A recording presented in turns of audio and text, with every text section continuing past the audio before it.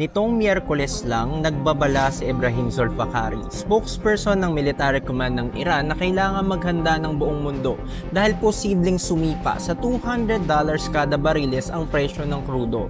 Kasabay ng banta nila na tatargetin ang mga barko ng Amerika na dumaraan sa Strait of Hormuz. Dahil dito, target din ng Islamic Revolutionary Guard Corps o IRGC ang mga barko mula sa mga neutral na bansa, kabilang ang mga naglalayag sa ilalim ng bandera ng Thailand, Japan at Marshall Islands. Sakaling magkatotoo ang banta ng Iran, ano kaya ang magiging epekto nito sa ating bansa?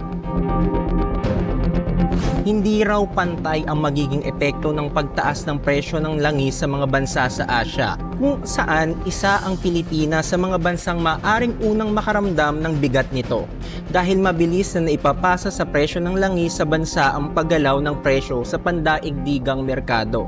Ayon kay Department of Economy, Planning and Development Secretary Arsenio Balisacan, maaring tumaas ng 7.5% ang inflation rate nitong Marso kung sakaling umakyat sa $140 per barrel ang krudo. Ibig sabihin, bibilis ang pagtaas ng presyo ng mga produkto at serbisyo sa bansa. Kung matatandaan, pumalo sa 8.1% ang inflation rate noong December 2022, ilang buwan matapos sumiklab ng Russia-Ukraine war. Ang average na presyo ng krudo noon ay mahigit $100 per barrel. Sinabi rin ni Balisacan na ang mababang purchasing power dulot ng mataas na inflation kasabay ng paghina ng remittances ng OFW sa Middle East ay maaring makabawas ng 0.20 hanggang 0.30 percentage points sa GDP ng bansa. Ang mataas na presyo ng petrolyo ay maaring magdulot ng domino effect sa presyo ng pagkain, mga pangunahing bilihin at transportasyon sa bansa. Ayon sa mga ekonomista na nakausap ng GMA News Online, ang pagsipa ng presyo ng langis ay magpapataas sa presyo ng pamasahe, kuryente, logistics at distribution cost na siyang hihila paakyat sa pangkalahatang inflation rate na maaring maging sanhi ng paghina ng purchasing power ng mga Pilipino. Magpapahina pa na economic activity ang paghihigpit ng sinturon o pagde-delay ng investments ng mga negosyo dahil lalaki ang kanilang operating cost bunsod ng mataas na presyo ng langis. Ang pwedeng maging resulta ay ang paghina ng stock market. Sabayan pa ito ng pagtitipid ng mga household na siyang lalong magpapabagal sa ekonomiya ng bansa.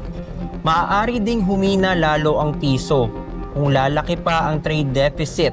Bunsod na rin ang mas malaking halaga ng pag-aangkat ng langis.